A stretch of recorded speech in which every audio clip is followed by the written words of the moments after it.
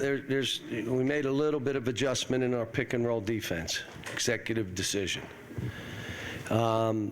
They liked it, I liked it, and now we're going to really zero in on getting really good at it. Second thing, that team, Mississippi State's a top 10 defensive team in the country. Top 10. I think we got 90. Did we get to 90? That's a top 10 defensive team. And we showed in the first half against a team that's played well that we told on ourselves. We can guard. We got a lot of guys thinking about offense and what I can do. Well, today, you know what happened? They went on a run. A couple guys who weren't into the game and turned it. You're out. I'm playing these other guys. Don't be mad at me. You be mad at yourself. Now, next game, Robert could be out of his mind throwing hook passes in. Boom, it'll be him sitting. Or Reed getting beat defensively, bang, bang, bang, then he'll be sitting. And it's not a threat, it's be ready to play. They start to have, we just let them throw a ball to the post and we stood there. And then we gave them a three, we did, wait a minute. And all of a sudden, it's a 12-2 run. So, but it's a good team we beat. Every game in this league is like a rock fight, every game. Kids were ready today. I was really happy. Antonio was really good. Robert was really good. Reed was really good. Trey, I told him, you can't play as many minutes, sub yourself. And he did. We still got work to do playing two bigs. But we may have to do it if we're taking Trey out. I went with Justin Summit Ford. Not bad. Gives us a 6'8", athletic wing four. So, yes. Cal, Tone was 6 for 7 on twos, 9 for 9 on free throws, did in a lot of different ways, Euro step backs, floaters. Just how far have you seen him come offensively in that regard from the last year? My favorite play for him, he started his dance, and usually what's he shoot? A step back bank misser. Doesn't go in. He's 2 for, I think he's 1 for 11 with that shot. I'm like, do your dance, then you get happy, and then go by the guy. And he went by him and got fouled.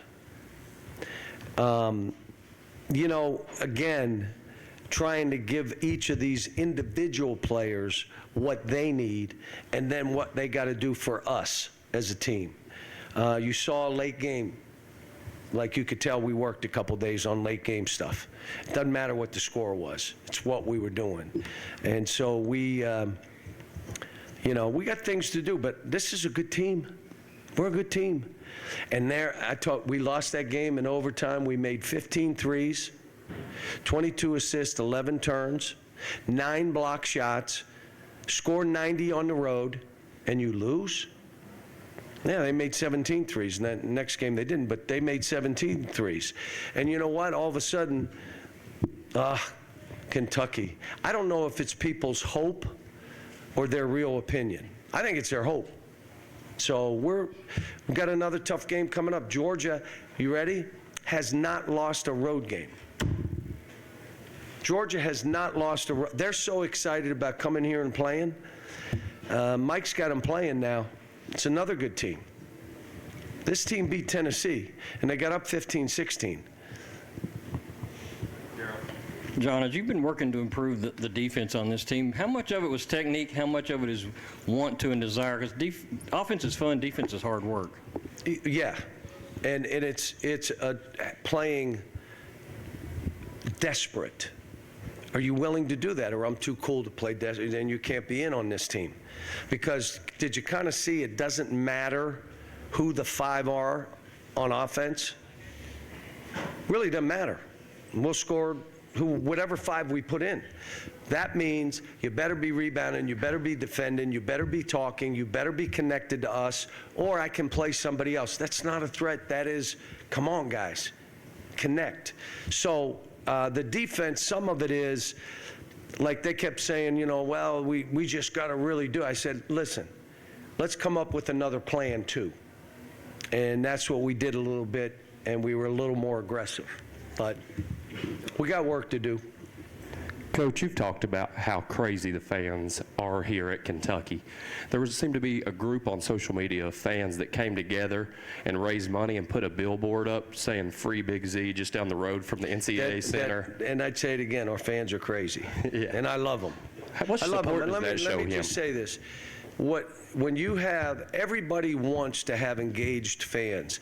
I just walked into that arena. This Georgia game, I wanted to sound, when I went to the Philadelphia Phillies playoff game, folks, I got chills. It was so loud and people were so engaged. I want that Georgia game to feel that way.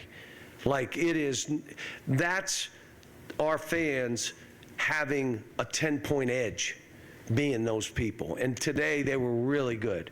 But I would say that doing that shows how the fans are here. You got places where they're trying to sell tickets, where they're trying to get people involved. That doesn't happen here. They're here. They'll be waiting on the radio show. It's 4 degrees out. They'll drive back to East Kentucky. They love it, and they're a part of this. And that's why if you lose, sometimes they're still engaged. They're not engaged. But some, like I said, some of the statements you wonder sometimes, is it their hope or their real opinion? And I'm not talking fans.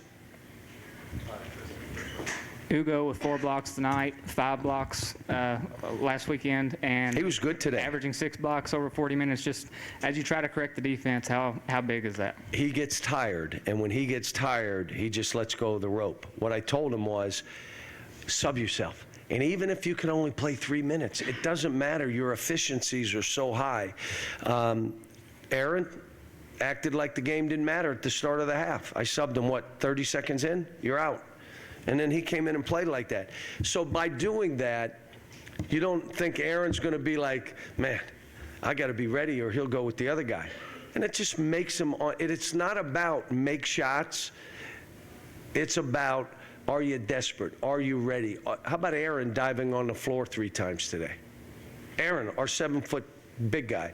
And how much better was he this game than last game? He knew he didn't play well last game. He was better. Cal, I'm sure by now you've heard about this being a milestone win for you here at Kentucky. Move on. That's just, no, ask me another question. I could okay. literally Well. did not know until their player, and I know, he knew.